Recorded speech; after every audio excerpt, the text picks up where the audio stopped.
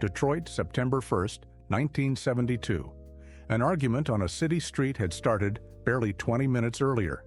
Now, a 7-foot man lay on the ground with 2 gunshot wounds to the head.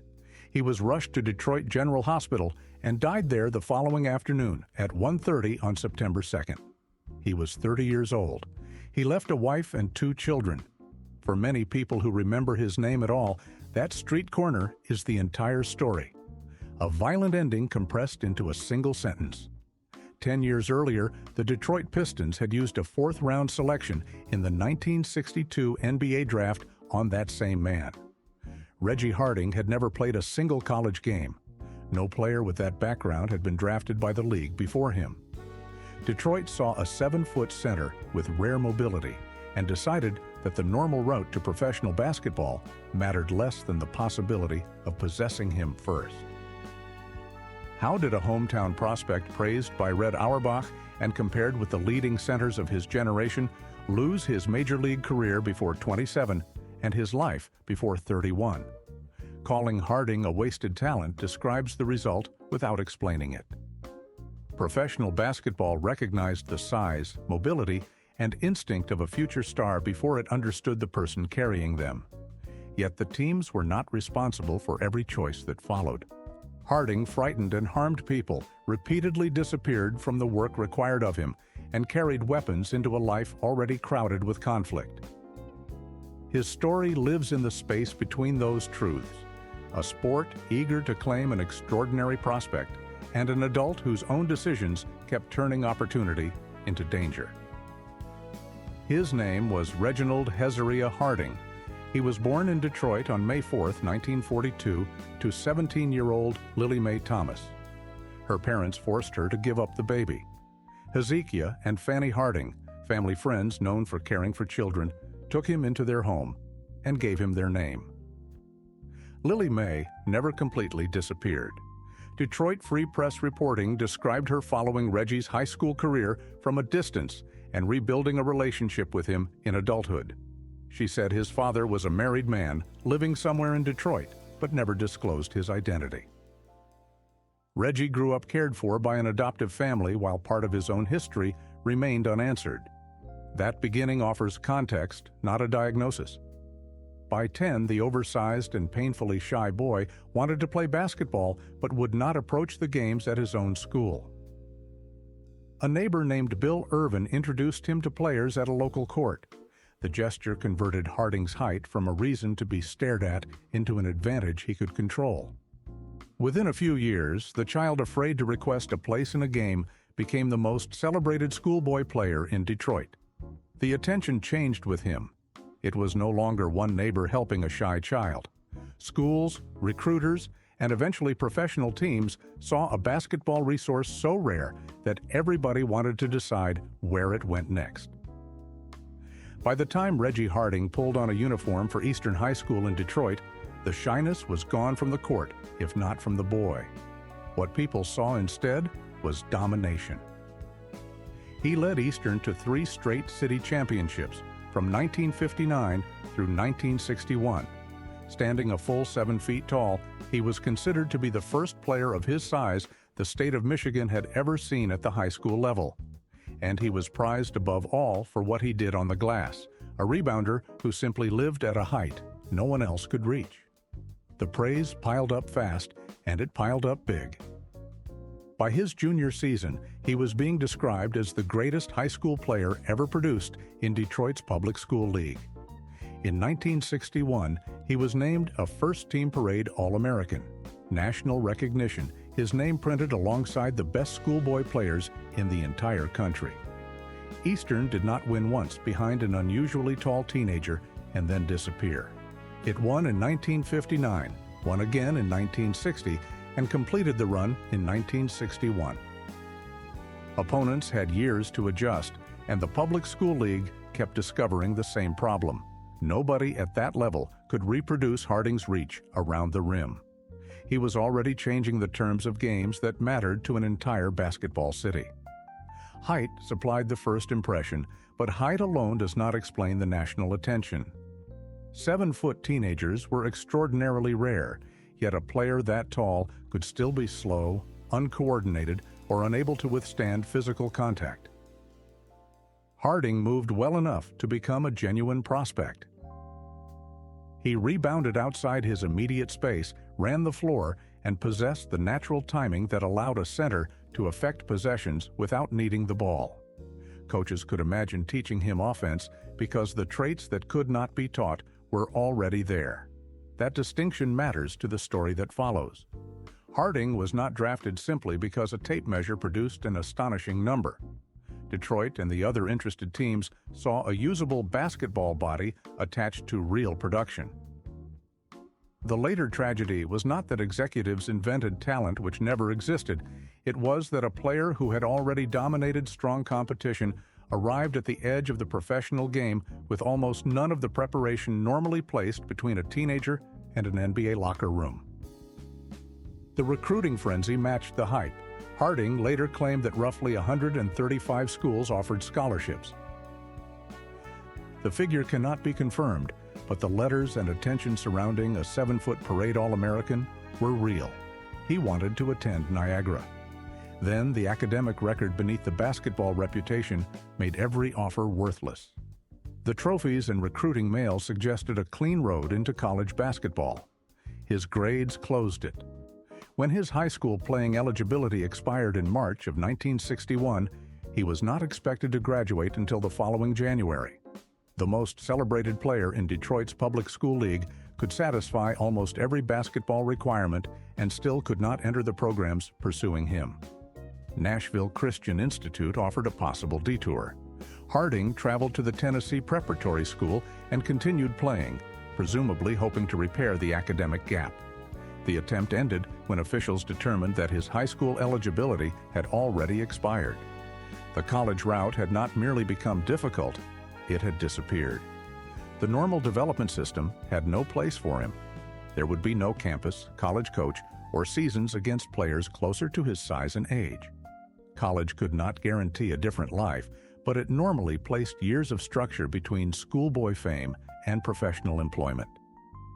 Harding would have to cross that distance somewhere else. Detroit was willing to test the boundary because other teams were interested too. In the 4th round of the 1962 NBA draft, the Pistons selected the 7-foot center from their own city. Harding became the first player drafted by the NBA without having played college basketball. The league challenged the selection almost immediately. Its rules permitted a team to draft a player who did not plan to attend college only after he had been out of school for a full year. Harding's stay at Nashville Christian complicated that calculation. Detroit Director of Staff Fran Smith acknowledged the eligibility problem, but the Pistons wanted draft protection before another club could claim him. In July, the NBA Board of Governors allowed Detroit to retain Harding's rights, but prohibited the team from signing him until the 1963-64 season. The ruling created an unusual limbo. A professional franchise controlled his NBA destination, yet it could not provide an NBA salary, roster place, or daily development program for another year. The decision placed Harding in a category of one. NBA teams had drafted players whose college careers were unfinished and had used territorial selections to reserve hometown stars. Harding's case was different. There was no college program to leave, no university coach to consult, and no season of major college film by which professional scouts could measure him. Detroit was attempting to move directly from a public high school career to an NBA contract at a time when the league's eligibility system assumed that the years in between would exist. That made the selection historically significant without making Harding a model for the future. When Darryl Dawkins and Bill Willoughby entered the NBA from high school in 1975, more than a decade had passed. Kevin Garnett's celebrated leap would not come until 1995. Those later players arrived in different leagues under different rules with agents, national scouting, and decades of precedent surrounding the decision. Harding had none of that. He was the first test of a question professional basketball had barely learned to ask. What does a team owe a prospect whose body appears ready before the rest of his life has found a stable direction? Harding was 19 when Detroit first selected him. His academic problems had already closed the conventional route, and the Pistons did not create the behavior that later brought police investigations and suspensions. Detroit treated eligibility as the main obstacle because eligibility was the obstacle it could solve.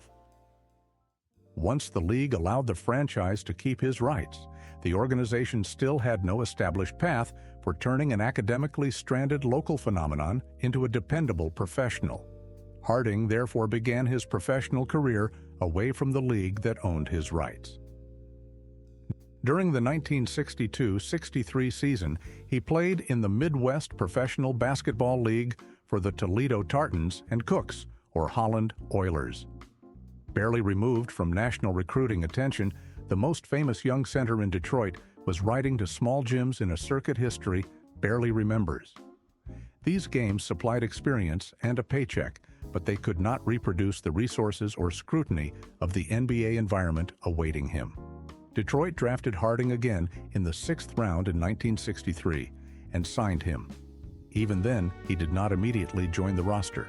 The Pistons held him out for disciplinary reasons while he was involved in a police investigation. Before his first NBA appearance, the two central facts of his professional life were already visible. Teams considered his potential worth unusual effort, and his conduct made using that potential unusually difficult. Detroit continued trying to prepare him. The strangest attempt took place in the mountains of North Carolina under an instructor who was not a conventional basketball coach. In 1963, the Detroit Pistons sent their frozen prospect down to Waynesville, North Carolina, for one of the stranger developmental episodes in the history of the sport. There, for 5 days, Reggie Harding worked under a man named Dr. W.M. Hardy, a chiropractor who served as an advisor to the Pistons. Not a long-time college coach, not a famous shooting guru, a chiropractor in a small mountain town. An Asheville Citizen-Times account claimed that Harding arrived with essentially one offensive weapon, a right-handed hook, and left 5 days later able to shoot every shot in the book. That language carried the promotional enthusiasm of its era and should not be read as a literal transformation from unskilled prospect to complete scorer. What mattered was how quickly the people around him believed visible progress could occur. The episode also reveals the logic Detroit kept applying. Harding's limited formal preparation was treated as a technical problem. Find an instructor, add moves, and accelerate the timetable. Skill instruction could improve his footwork or touch. It could not address every reason the prospect had already been kept away from the roster. Before the NBA finally cleared him, there was one more detour. Reggie spent time touring with an exhibition outfit called the Harlem Road Kings, barnstorming basketball played for crowds rather than standings. A giant on the road, putting on a show, still waiting for the real thing to begin. On January 18, 1964, after league rulings, minor leagues, mountain town shooting drills, and exhibition tours, the New York Times reported that the NBA had authorized Detroit to place Harding on its roster. Within 4 games, he became the starting center. For a stretch, the experiment worked. Harding held the job for the rest of his rookie season, averaging 11 points and 10.5 rebounds in just under 30 minutes per game. He had entered without a college possession and immediately produced close to a double-double against professional centers. Detroit had fought to secure an unusual prospect, and the early results made the gamble look rational. The league he entered offered nowhere to hide. The NBA had only 9 TMs. A starting center did not spend long weeks facing anonymous reserves while waiting to encounter the stars. The schedule kept returning him to Bill Russell, Wilt Chamberlain, Walt Bellamy, Wayne Embry, and the other established big men who controlled the era. Harding's education was compressed into direct confrontation with the position's highest standard. That made his first 39 games more than an entertaining debut. He was not collecting rebounds at the end of decided games or being protected in a tiny specialist role. Within 4 appearances, Detroit placed him in the starting lineup and kept him there. Nearly 30 minutes a night meant absorbing early fouls, learning officials, defending veterans who knew every legal way to move a young center, and returning the next evening to do it again. The numbers also reveal what did not happen. Harding did not require 2 or 3 seasons before his body translated. He did not arrive too weak for professional contact or too slow for the pace. The central gamble that his high school dominance contained real NBA ability paid off almost immediately. Detroit's remaining problem was whether the player could develop as quickly as the body had arrived. Ahead of the 1964 draft, Boston Celtics coach Red Auerbach dismissed the excitement around the college big men about to enter the league. Detroit, he argued, already had somebody who probably will outshine them all. That class included future Hall of Fame center Willis Reed and several celebrated college players. Nate Thurmond, another future Hall of Fame center, had entered the league 1 year earlier. Auerbach believed Harding could stand beside all of them. Sports Illustrated similarly presented Harding as a possible match for the league's leading pivotman. The following season supplied the best statistical evidence of his career. Harding played 78 games in 1964 and 65, averaging 34.6 minutes, 12 points, 11.6 rebounds, and 2.3 assists. He led Detroit in total rebounds and rebounds per game. Across the NBA, only 10 players averaged more rebounds, and the names above him included Bill Russell, Wilt Chamberlain, Jerry Lucas, Nate Thurmond, Willis Reed, and Walt Bellamy. This was not stardom projected onto an empty resume. For 1 full season, Harding was a productive starting center in a league defined by great big men. Harding collected 906 rebounds.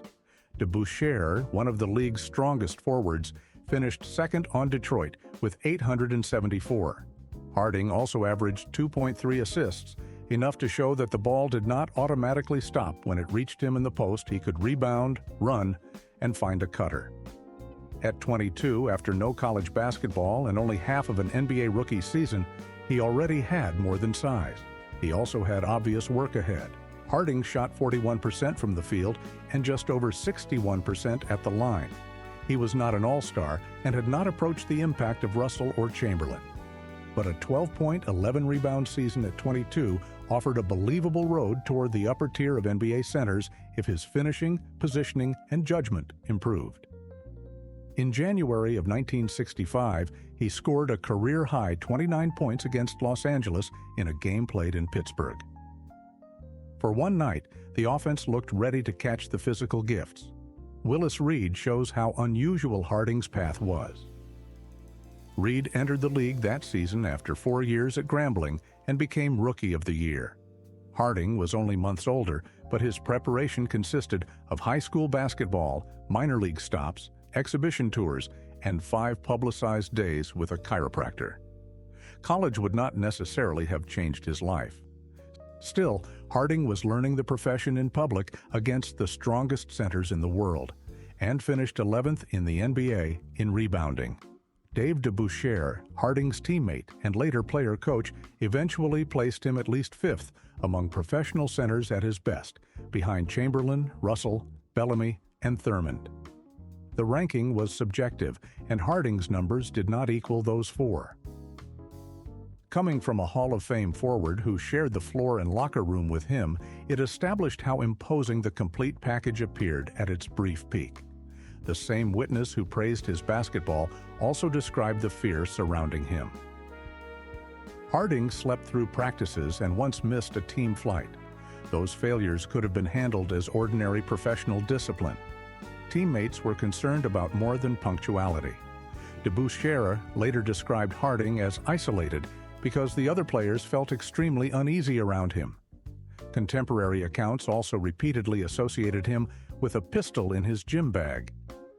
The exact details of every retelling are difficult to prove decades later, but the fear itself came from people who shared his workplace.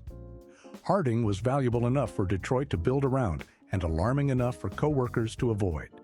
Then something as ordinary as a parking ticket exposed how unstable that arrangement had become and cost him an entire season. Of all the ways a career can start to come apart, this one is almost too small to believe.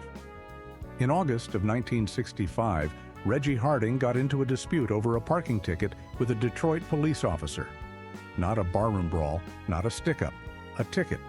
And before it was over, he was charged with assault and battery against that officer. The league did not treat the incident as a minor scrape. In September of 1965, the NBA suspended Harding indefinitely for conduct detrimental to professional basketball. There was no return date. Detroit had waited through an eligibility ruling to use him. Now his own conduct removed him immediately after his first full season as a starter. Harding was found guilty in October.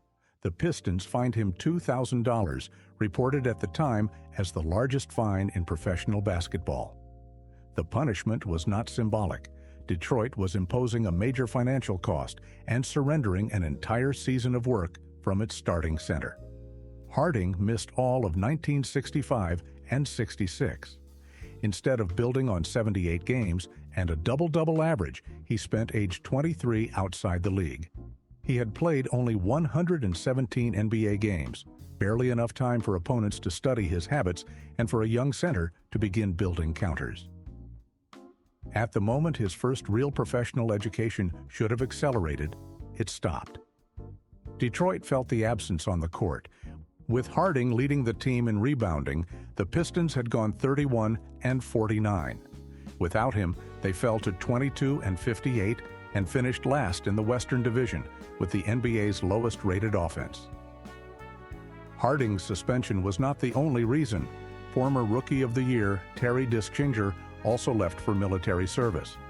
But Detroit had lost 906 rebounds from the middle of its lineup, along with the chance to learn whether Harding, DeBusschere, Eddie Miles, and DeBusschere could mature into a real core. The deeper loss was a version of Harding we would never see. His best NBA season would remain the one he completed at 22, before he had learned the position fully and before his offense had caught up with his body. There would be no uninterrupted third season, no fourth-year center adding patience to his post-game. No 26-year-old combining experience with the physical gifts Red Auerbach had admired. Every argument about Harding's ceiling would be forced to use the least developed full version of him. Later reporting associated this same period with the development of a serious heroin addiction. Basketball's absence did not create every problem in Harding's life, and an NBA schedule could not have treated addiction. It did remove daily practice, travel, coaching, and one of the few routines organizing his life at the moment. Another danger was growing. By the time the league reconsidered him, the lost season had become more than a blank line in his statistics. When the league reconsidered him, newspapers packaged the return under a demeaning but revealing label: the world's tallest reformed delinquent. Harding was still only 24, but public coverage already treated him less as a developing player than as a spectacle attempting rehabilitation. That label changed the burden of every appearance. A normal 24-year-old center could miss a rotation or arrive late and still be judged as unfinished. Harding returned with every action interpreted as proof that he had or had not been reformed. The basketball comeback and the public trial of his character became the same event. Detroit was no longer evaluating only points, rebounds, and defense. It was watching whether the next incident would force the franchise to admit that its long experiment had failed. In September of 1966, the NBA lifted the suspension. Harding had threatened legal action if he was denied reinstatement, so the decision combined another belief in his value with the possibility of a court challenge. Detroit signed him to a one-year contract worth $15,000. DeBusschere, now serving as player coach, publicly welcomed him back. The basketball return was real, but diminished. Harding appeared in 74 games, yet his minutes fell from 34.6 per night before the suspension to 18.5. His averages dropped to 5.5 points and 6.1 rebounds. His field goal percentage improved, but Detroit no longer trusted him with the same role. He had returned to the roster without recovering his place at the center of it. His 6.1 rebounds in limited minutes showed that the physical ability had not disappeared. What had disappeared was Detroit's willingness to build around it. Harding returned as a useful player inside a damaged relationship, good enough to remain in the rotation, no longer trusted enough to control it. Reinstatement had returned his uniform, not his standing. By the following autumn, the team that had twice drafted its hometown center was ready to transfer the risk. On October 2, 1967, Detroit traded Harding to the Chicago Bulls for a third-round selection in the 1968 draft. 3 years earlier, Auerbach had suggested that Harding might outshine an incoming class of celebrated big men. Now the franchise that knew him best accepted a distant draft asset to move on. The price did not mean his physical talent had vanished. It measured how little confidence remained that the talent could be kept available. Chicago offered a clean uniform, but very little time. Harding played 14 games, averaging fewer than 22 minutes. The Bulls then granted him leave to attend the funeral of Fanny Harding, the adoptive mother who had raised him. He remained away longer than the club authorized, was suspended, and was waived in December. Even in that short stay, the old rebounding instinct remained. Harding averaged 6.7 rebounds in 21.8 minutes, a stronger rate than during his reduced final season in Detroit. Chicago had not acquired the 12-point scorer of 1965, but it still had a 7-footer who could affect the glass as soon as he entered. Once again, the basketball case for keeping him survived longer than the trust required to do it. 14 games were too few to establish a new identity. They were enough to create one more sharp contrast. Harding had moved to a franchise with no responsibility for his unusual draft, his lost season, or Detroit's years of investment. The Bulls could judge only what stood in front of them: useful rebounding, limited offense, and a player whose first extended absence immediately tested whether a fresh start had changed anything beyond the uniform. Losing Fanny was an enormous personal blow. The surviving accounts do not explain precisely why Harding overstayed or what communication passed between him and the Bulls. Chicago still had to decide whether a player carrying a long disciplinary history would follow future conditions. Grief explains the importance of the absence. It does not erase the decision that ended his stay. Harding was out of the NBA, but a rival league was still willing to invest in the possibility Detroit and Chicago had abandoned. In January of 1968, Harding signed with the Indiana Pacers of the New American Basketball Association. These Pacers were not yet an NBA club. They belonged to an upstart rival league fighting for players, markets, and legitimacy. That competition made the ABA more willing to consider talented players whose NBA value had collapsed. The league itself offered a second kind of opening. The ABA played with a red, white, and blue ball, encouraged a faster style, and needed recognizable talent badly enough to challenge the NBA's assumptions about who still had value. Its first season contained established professionals, overlooked prospects, and players seeking a route back into the larger basketball conversation. Harding did not arrive as a harmless curiosity. A 7-foot former NBA starter capable of controlling the glass could change an expansion-era league's competitive balance. Indiana needed that possibility. The first Pacers were still discovering an identity, playing in the State Fairgrounds Coliseum before the championship years that would later define the franchise. Roger Brown supplied high-level scoring, Freddie Lewis directed the backcourt, and Bob Natoliki gave the frontline skill. Harding offered something even the new league could not manufacture on demand: legitimate NBA size combined with the experience of guarding the best centers alive. Indiana understood that signing Harding required more than drawing up plays. General Manager Mike Storin assigned teammate Ollie Darden to look after him. Accounts describe Darden feeding Harding, lending him clothing, locating him, and bringing him to games. Calling Darden a bodyguard understates the arrangement. He was being asked to supply the daily structure a professional organization normally expects a player to manage for himself. Roger Brown, one of the early ABA's finest players, gave the bluntest evaluation. Harding was a clown, but he had talent, He was physical and mean, but the Pacers could not keep him on the court. The wording carried no romance. Indiana had acquired useful size and aggression, yet availability had become the skill on which everything else depended. Harding played 25 regular season games for Indiana and remained capable of more than isolated bursts. In 33.6 minutes per game, he averaged 13.4 points and 13.4 rebounds while shooting 45.2% from the field. Those were the best scoring and rebounding averages of his major league career. He had not merely found a roster willing to tolerate him. On the court, he had reclaimed the production of a starting center. The numbers formed a perfect pair, 13.4 and 13.4.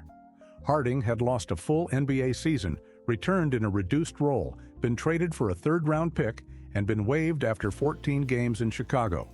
Yet when another team gave him more than 30 minutes a night, his rebounding immediately returned. His NBA reputation had not collapsed because a 7-footer suddenly discovered that he could no longer play. In his final regular season appearance, accounts credit him with 23 points and 25 rebounds. A player whose career was collapsing could still control the paint for an entire night. That performance is why the next absence cannot be dismissed as the loss of an irrelevant reserve. Indiana was about to enter the playoffs without a center who had just gathered 25 rebounds.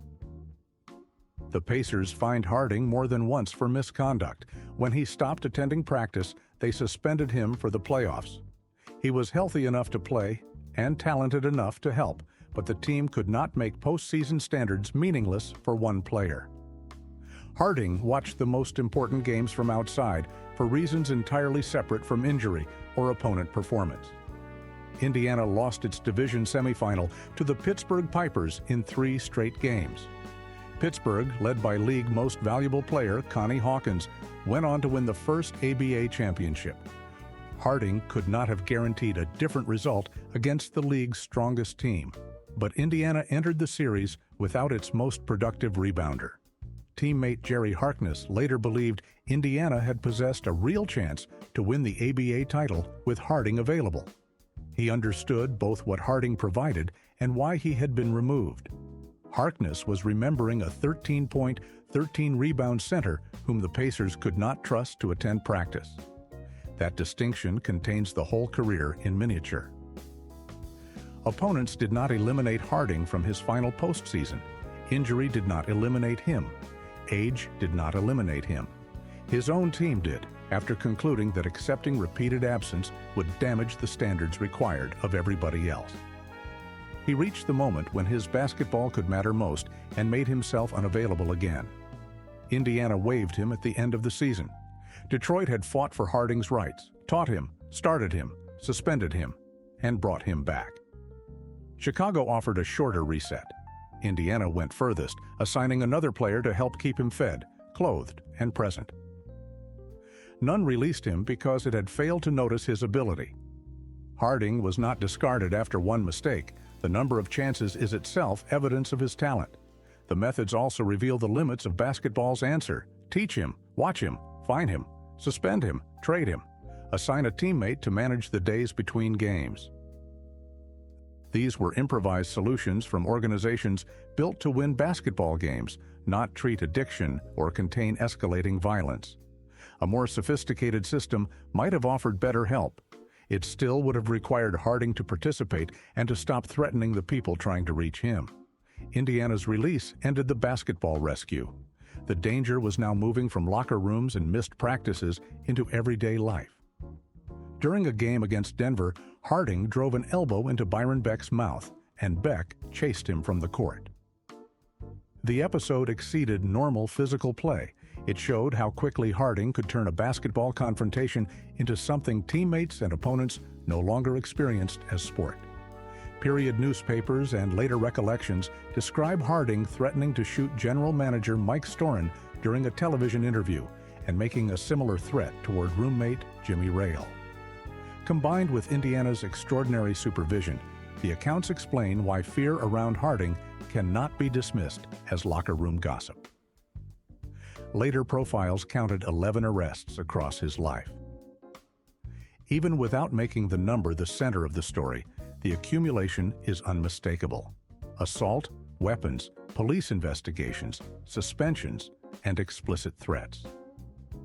Describing Harding as merely undisciplined would minimize the risk carried by the people around him. In June of 1968, the Indianapolis Recorder reported that Harding was being held under police guard at Detroit General Hospital during an armed robbery investigation. The following week, he returned to the same hospital with gunshot wounds in both legs from a separate incident. The repetition did not predict his death. It demonstrated that weapons and serious criminal exposure had already become ordinary features of his life after basketball. The professional leagues had stopped calling, and the criminal system was about to take control of his remaining prime. In 1969, Harding received a sentence of 2.5 years for carrying a concealed weapon and served time at Southern Michigan Prison. He entered confinement at 27, the age when many centers combine mature strength with accumulated professional knowledge. Since his 23rd birthday, he had lost one entire season and played only 113 NBA or ABA games across the next 2. The remaining years of his likely athletic prime were now being lost to consequences beyond any team's control. The number is stark because it removes the fog of reputation. From the beginning of his suspension in 1965 through the end of his recognized major league career, Harding appeared in 74 games for Detroit, 14 for Chicago, and 25 for Indiana. Across 3 seasons, including the one he missed completely, he played fewer than a season and a half of basketball. The years in which a center should have been accumulating thousands of minutes instead became fragments separated by discipline, waivers, addiction, and legal trouble. Basketball history is filled with players whose bodies failed before their talent did. Harding's absence followed a different mechanism. His knees were not preventing him from reporting. His back was not limiting him to short shifts. No opponent had solved the act of being 7 feet tall. The body that made teams keep returning remained available, while the life surrounding it made continued employment unacceptable. Some contemporary accounts reported that Harding overcame his heroin addiction around 1969, although they provide little detail about how. It suggests that his final years were not a straight descent and that he could make changes. By then, however, recovery could not erase his sentence, restore institutional trust, or return the seasons already gone. Harding was released in June of 1971 and attempted an NBA comeback. No club signed him. The decision is understandable when viewed from a front office. He had not completed a major league season since 1967, had been suspended by 2 leagues, and had just left prison. It is still striking when placed beside the effort teams once spent securing him. In 1962, Detroit fought to retain his rights before it could legally employ him. 9 years later, Harding was free to sign, and nobody wanted those rights. That was the end of Reggie Harding, the professional basketball player. There was no farewell season and no public retirement. His last major league appearance had come at 26, followed by a playoff suspension, prison, and a comeback that never reached a roster. In the summer of 1972, violence reached his family before it reached him. Lily Mae Thomas, the biological mother who had been forced to surrender him at 17 and later returned to his life, was fatally shot during an argument with her husband. Her death came only weeks before Harding's. The Detroit Free Press later reported that Harding stood at her coffin for approximately 15 minutes and then told the funeral director how he wanted his own service arranged. Whether he was expressing grief, fear, or fatalism is unknown. What remains is the image of a 30-year-old man leaving his mother's funeral after discussing his own burial. On September 1, 1972, Harding was shot twice in the head after an argument that had begun roughly 20 minutes earlier. Period reporting identified Carl Scott as the gunman. Harding returned to Detroit General Hospital, where he had been treated and held under guard 4 years earlier. At 1:30 the following afternoon, he died. He was 30 years old and left a wife and 2 children. The proximity of the 2 deaths needs no embellishment. A mother forced to give up her child and the son with whom she later rebuilt a relationship were both killed within weeks. Their lives had been separated at the beginning and brought together again near the end. Contemporary reporting later that year stated that no arrest had been made in Harding's killing. A man who had threatened others with weapons had been killed with one, but that symmetry was not justice. It was another life ended by the danger already surrounding it. Decades later, Harding left an unexpected trace in popular culture. Marcus Johnson has said that Raymond, the intimidating playground figure he played in White Men Can't Jump, drew inspiration from Harding. Millions of viewers, therefore, encountered an echo of the former center without knowing the history behind it. The fictional image preserved the size and menace more easily than basketball history preserved the player who once averaged a double-double for Detroit. Professional basketball saw Reggie Harding's future before it understood his present. Detroit bypassed the college system, held his rights through an eligibility dispute, found him instructors, drafted him twice, and placed him in the starting lineup after 4 games. For one season, the result looked like a breakthrough: 12 points, 11.6 rebounds, and credible praise from some of basketball's sharpest minds. None of that preparation taught a team how to respond when its center missed work, carried weapons, accumulated arrests, developed an addiction, assaulted a police officer, or threatened people entrusted with helping him. Harding's disrupted education, uncertain family history, grief, and addiction made the road harder. They did not transfer responsibility for the harm he caused. That is why wasted talent remains true and insufficient. The phrase measures the distance between ability and achievement while hiding every person inside that distance. Harding was neither a helpless prospect destroyed entirely by institutions nor a simple villain whose basketball never mattered. He was a historically gifted center whom organizations repeatedly tried to use, rescue, supervise, punish, and finally avoid. He was also the adult whose choices made avoidance rational. The most unsettling question is therefore not whether Reggie Harding received chances. He did. It is whether basketball mistook access for preparation and employment for help, and whether any intervention available in that era could have mattered without Harding choosing to accept it. His life offers no clean answer. It leaves a documented peak, a long record of danger, and a career that ended while the player was still young enough to become what so many people had once seen.